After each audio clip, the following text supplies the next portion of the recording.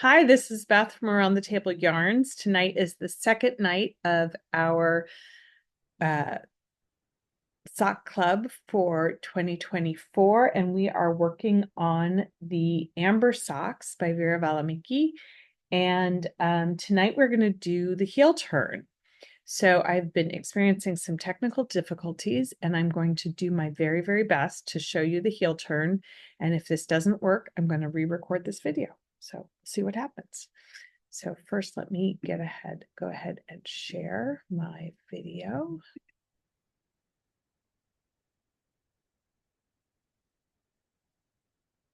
All right.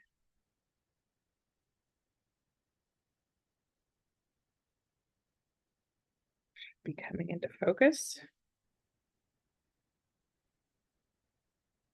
There we go. Okay.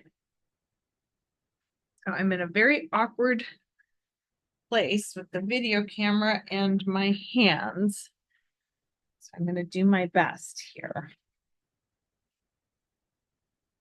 And the first thing is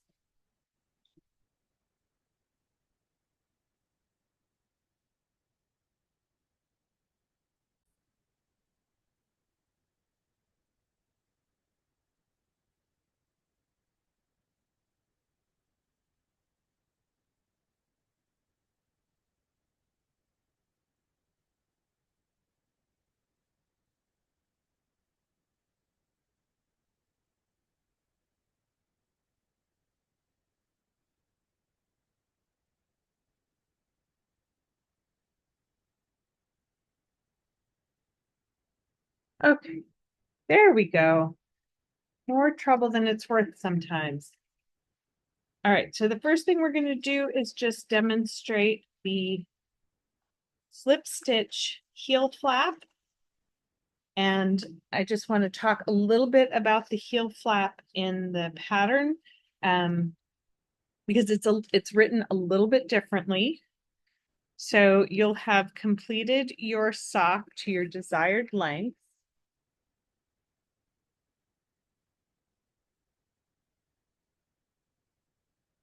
And mine, as I think I said, is a little bit longer than the pattern called for, but you'll have completed your sock to your desired length and stopped at the point where your heel begins. And where you're stopped is where your working yarn is. Hello, working yarn. There's my working yarn.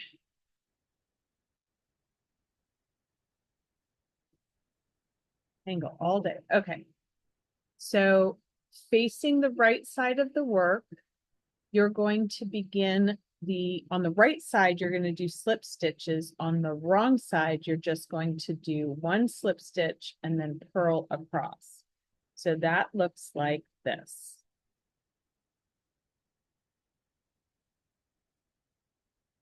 Purl or slip the stitch purlwise to start, and then knit the next stitch.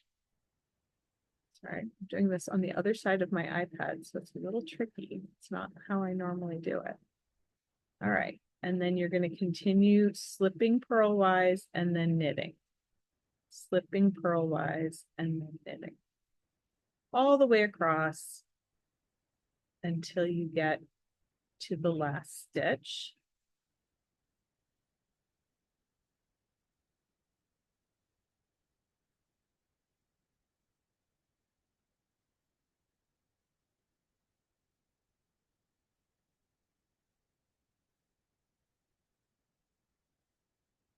And you're not going to continue in the round. You're going to turn to work back. So the last stitch of this side should be knit. So I slipped one, knit one, slipped one, knit one, slipped one, knit one across.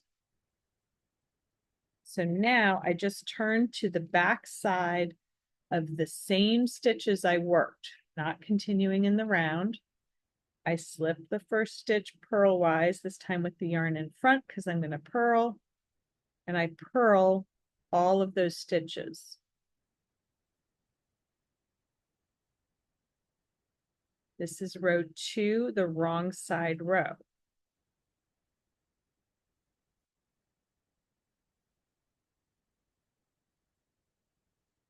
just purl them all back to the other side.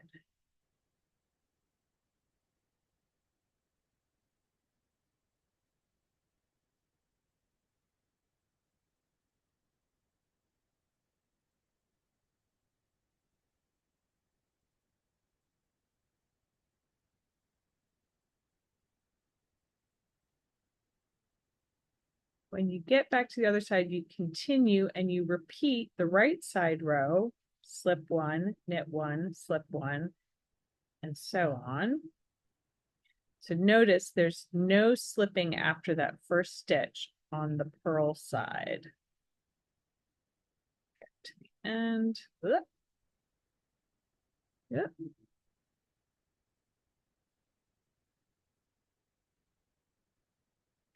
What a nice camera my iPad has. So much better than my regular camera.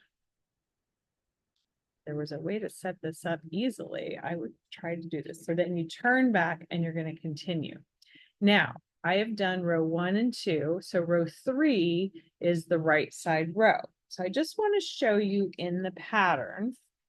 I'm not going to show you the whole pattern. I'm just going to show you this one little bit of the heel flap. So it says row 1, slip 1, knit 1, and you do that all the way across the these half of the stitches, and then you turn the work. So these are only half of your stitches, and then your wrong side row is on the same ones, and you slip one and you purl the remainder and you turn the work, and then you go to row 3, slip 1, knit 1. So this is the same essentially as row 1.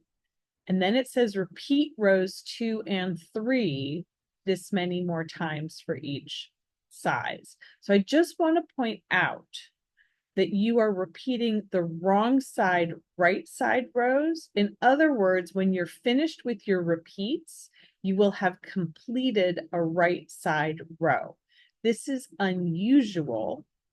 And so you should just be paying attention to the fact that it's not the right side, wrong side. Normally, when we do pairs of rows, we do it in right side, wrong side order, and we end having completed the wrong side row, and we begin the heel turn on the right side. In this pattern, the heel turn begins on the wrong side. Just a big circle around that for you. So that's what the first 2 rows look like. And now I'm going to quickly finish them. Ha ha ha. Here's my other sock. So my other sock, I have done the heel stitches, the heel flap stitches already. And you can see that it makes a corrugated ribbing all the way up. They're all in line. If you turn it over, it has this neat sort of, I think it looks like a honeycomb. I don't know. It looks thicker and very cushy. And this is what makes the heel flap so comfortable. You've slipped stitches on the sides, so you have these elongated stitches, and you should be able to count them easily. 1, 2, 3, 4, 5, 6, 7, 8, 9, 10, 11, 12, 13, 14, 15. So I have 15. That's because I had the 1 at the beginning. At 15? All right. So then we're going to do our heel turn. So the heel turn begins on the wrong side, and it's slip 1, and then you purl to 11 stitches before the end. So an easier way to do this is to count off your 11 stitches. 2, 4, 6, 8, 10, 11, and then count how many that will be from this side. 3, 4, 5, 6, 7, 8, 9, 10, 11.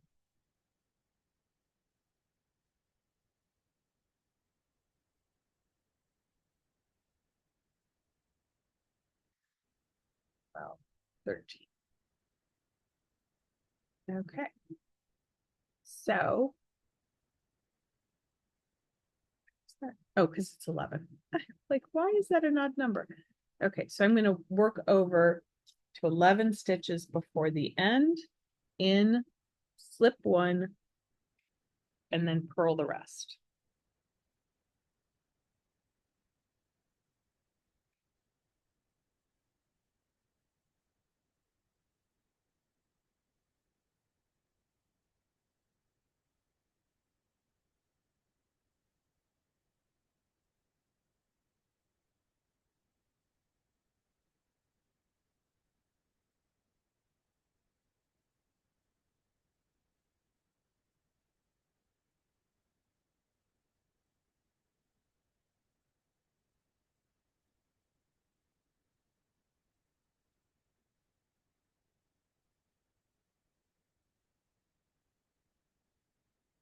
Double check. 3, 6, 9, 10, 11, 12. One more. Do a lot of counting. Okay. Then you turn your work. Sorry, you don't turn your work. Then you purl two together. Purl two together. There's your first decrease. Purl one more stitch.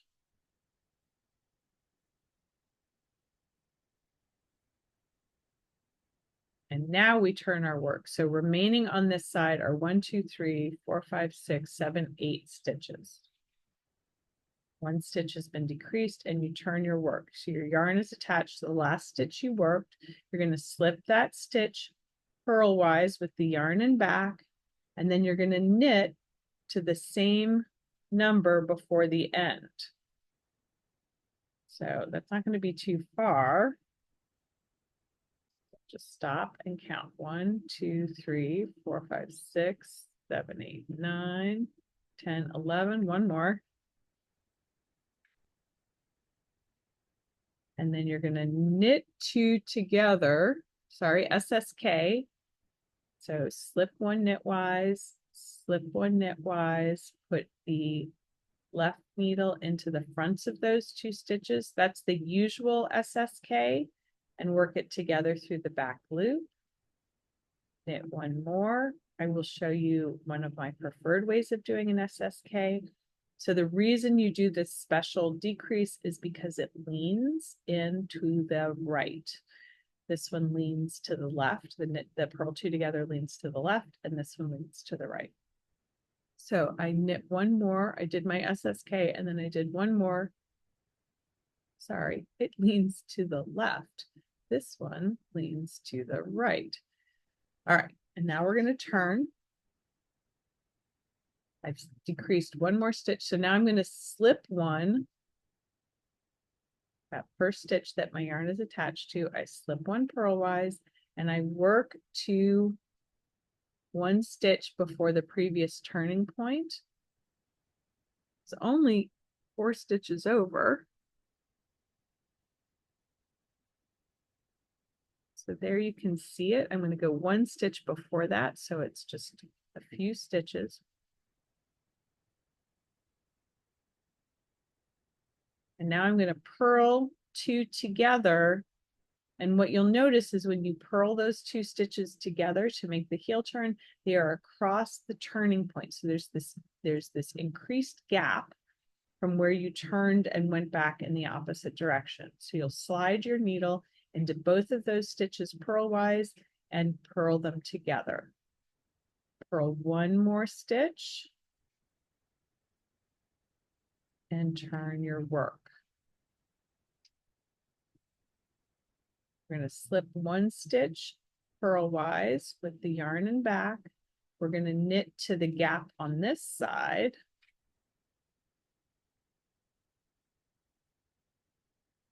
I'm just going to the last stitch before the gap.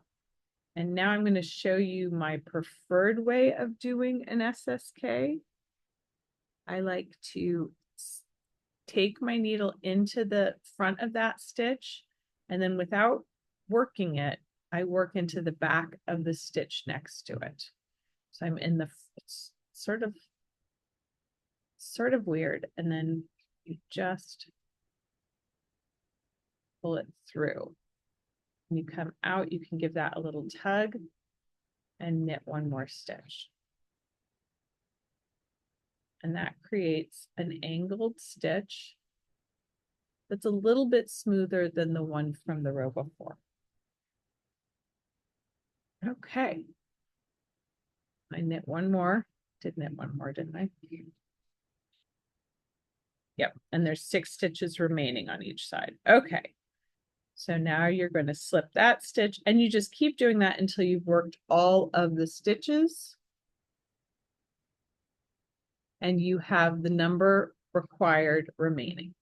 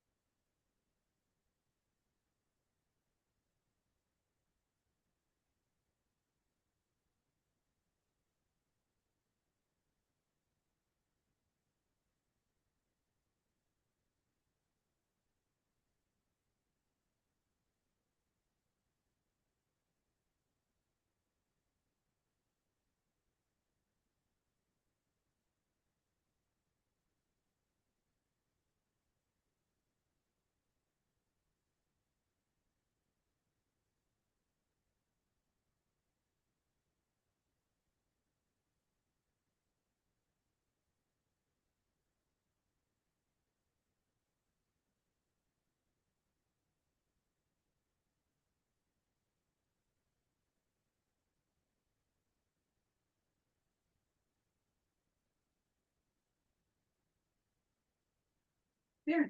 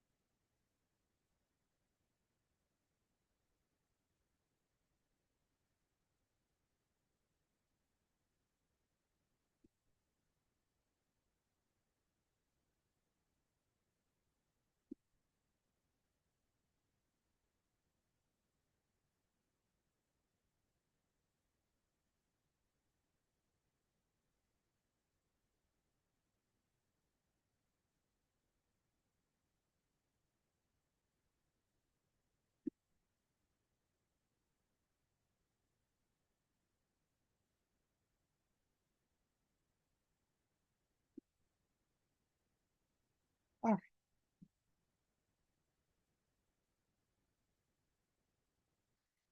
get plugged from my computer. I thought I'd pause the recording, but it looks like I'm still recording. Okay, so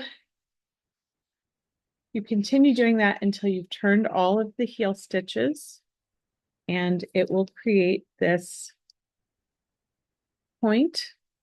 It is quite a pointy heel, comparatively, and you'll work all the way across all of the stitches. When you're done with that, you'll begin the gusset. So I'm going to just take a moment and pause, and then I'll just demonstrate the gusset, and then we'll go on.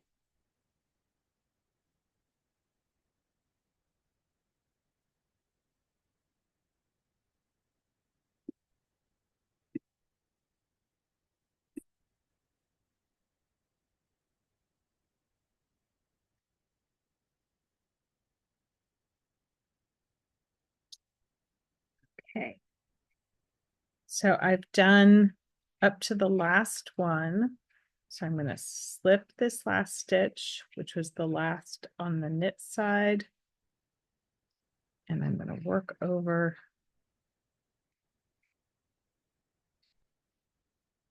What? I'm on the wrong side.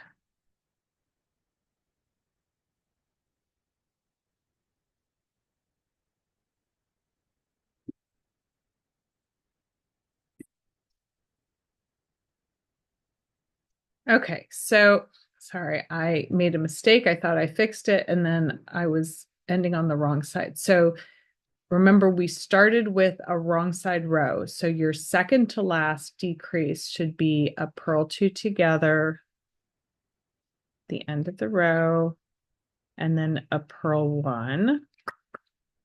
Ta-da. And then you turn, and you're on. This is what the heel turn looks like. It's this upside down triangle. And then you're going to slip that first stitch and work across the last 3 stitches.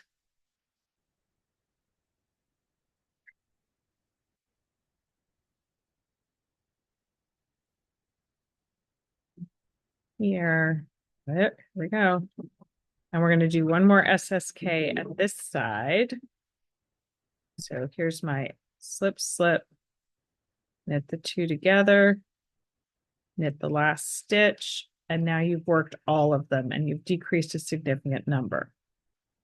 Immediately that you are finished with the heel turn, you can begin on the gusset, and you continue on the right side with the yarn attached. So we're rejoining into the round.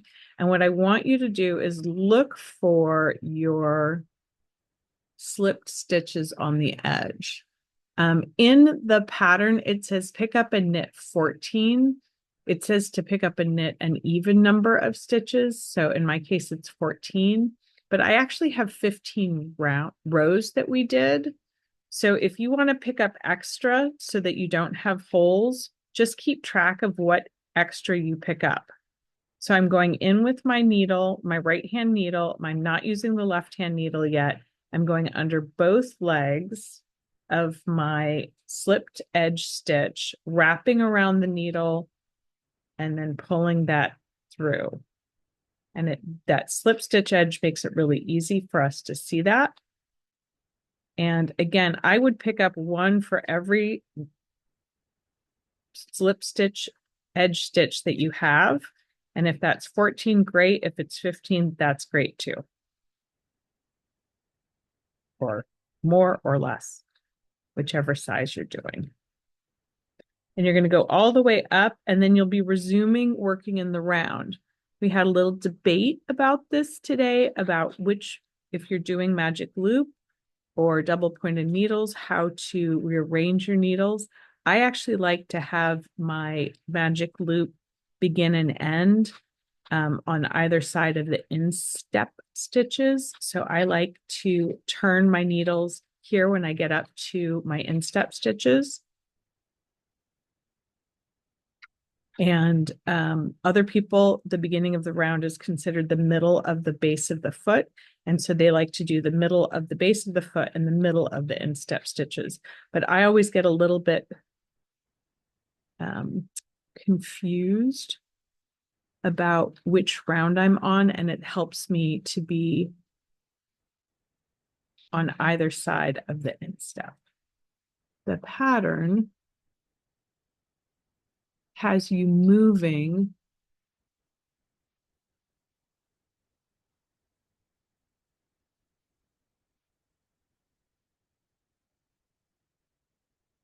so you're going to continue working in the texture stitch when you get to your instep stitches. So I've just about gotten there.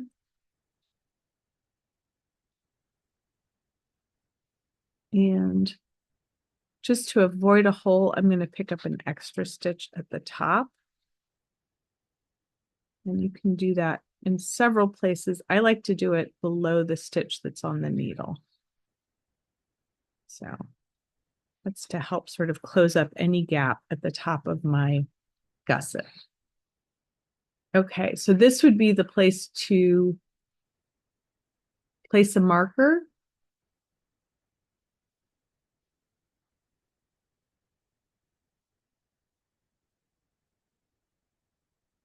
And they're having you place a marker here. Place a marker, work the instep stitches in the texture pattern, resuming at the correct round of there, place another marker, pick up and knit down the other side. And then when you get here, this is where she's placing a marker for the beginning of round, at the beginning of the bottom of the heel stitches. So you can put a marker there, but I like to actually turn my needles here at the beginning and at the end of the instep stitches. So that's my recommendation. So I can continue, but when I continue, again, I'm turning my needles for magic loop. So I'm pushing the left needle into the stitches, and I'm going to have to look and see which round of, I think this is just a knit one, purl one round. Loop.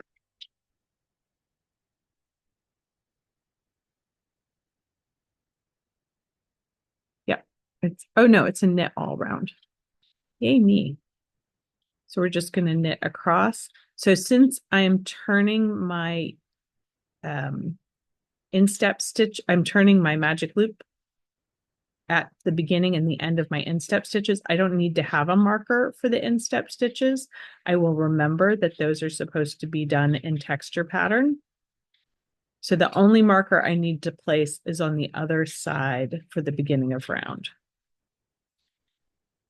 And that will be after I pick up the stitches going down the other side of my other gusset, the other side of my gusset.